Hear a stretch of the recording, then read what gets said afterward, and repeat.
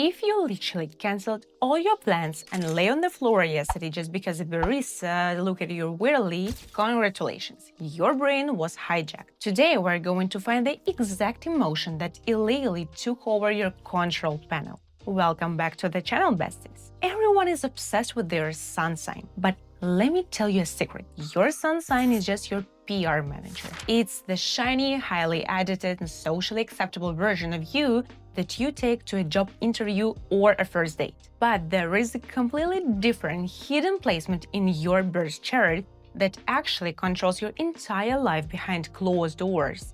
Have you seen the movie Inside Out, where literally emotions are fighting for the steering wheel inside the brain? So today we're going to do a massive deep dive into the 4 consoles. We are going to expose exactly which emotion is driving your brain, why they're ruining your life, and how to actually take the steering wheel back.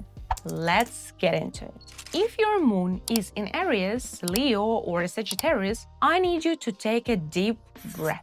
The emotion driving your console is 100% anger. And before you get defensive, let me explain. You process the entire world through intense, immediate passion. Your emotional reflex is to fight back. Aries moon dropping their keys on the floor. They won't just pick them up.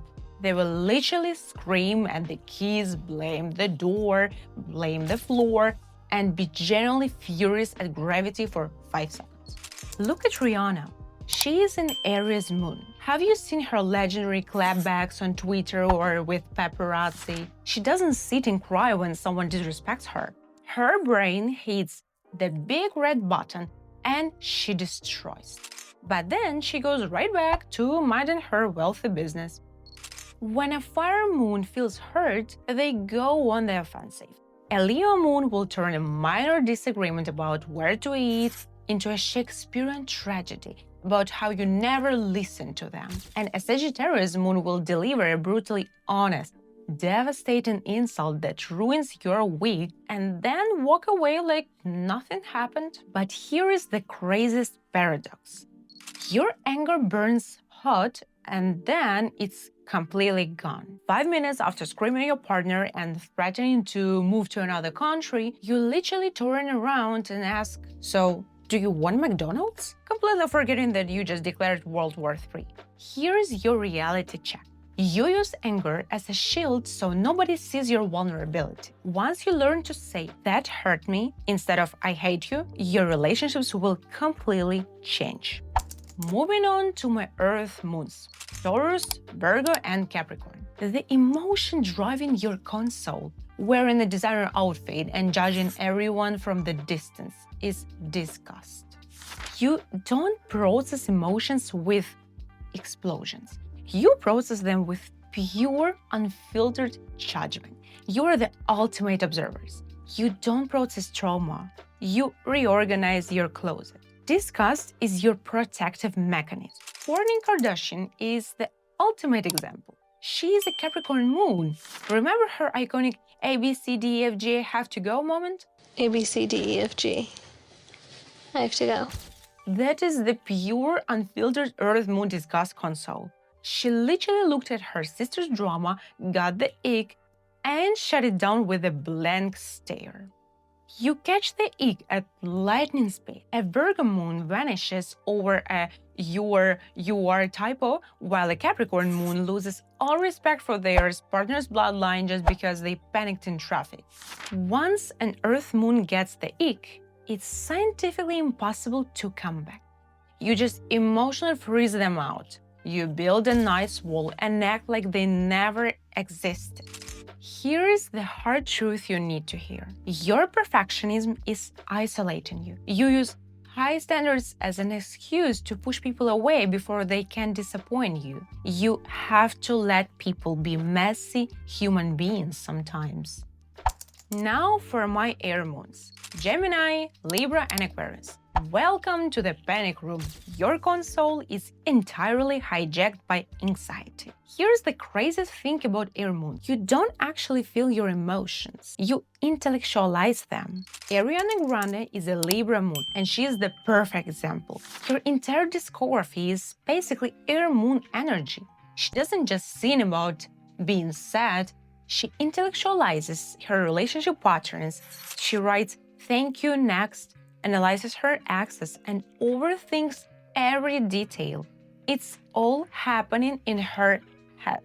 If a Gemini moon is going through a terrible breakup, they won't cry. They will literally record a 4-hour voice note explaining the psychological attachment styles of their ex. An Aquarius moon won't yell. They just emotionally disconnect from the server, they stare at you with zero expression, and quietly psychoanalyze your childhood trauma while you cry.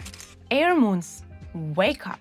Stop trying to solve your feelings like a true crime case, and stop presenting your trauma like a TED Talk. Sometimes you just have to put your phone on airplane mode to lie on the floor and physically cry. And finally, my poor, exhausted water moons, Cancer, Scorpio, and Pisces. Your console is run by sadness. And honestly, I just want to give you all a hug right now. Water moons are the emotional sponges of the universe. Taylor Swift and Drake are both Cancer moons. They literally built billion-dollar empires of this sadness console. They take all the deep, overwhelming emotion, the nostalgia, the hurt, and they turn it into massive 30-track albums. They don't just feel their feelings, they marinate in them. You don't have an emotional filter. A Pisces moon will literally cancel all their weekend plans because their Uber drivers sighed heavily on the way home, and now they are carrying the weight of the driver's unspoken trauma. A Cancer moon will randomly remember an embarrassing thing they said in 2014 and need a full day in bed to recover. Because you absorb so much, you're constantly emotionally fatigued. A Scorpio moon will deal with this by becoming intensely paranoid and shutting everyone out. A Pisces moon will escape reality and create a delusional fantasy world in their head. But here's your power. Sadness is not a weakness. It's pure empathy.